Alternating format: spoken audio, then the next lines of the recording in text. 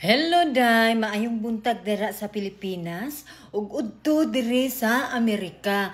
Unya maapay pagbangon nako day, alas 2 na day kay tapulan kay kung dako day. Kay gihabal ko ganinang buntag, nagluya ang burikat. Samtang taday nangaon tag ice cream day.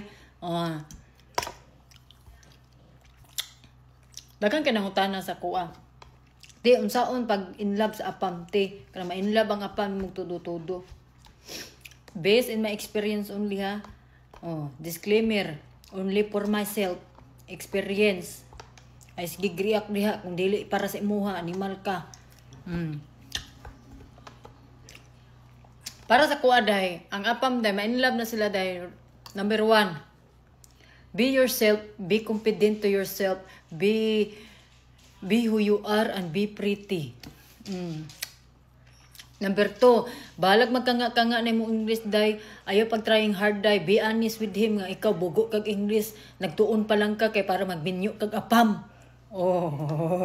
Number 3, ayaw pagpalaig nun day nga dato ka, kay di noon ka tagaan og kwarta day.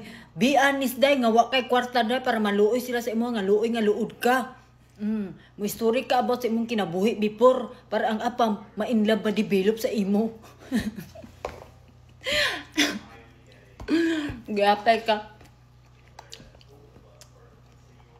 Ana ra ganaday. Honest ka sa apam.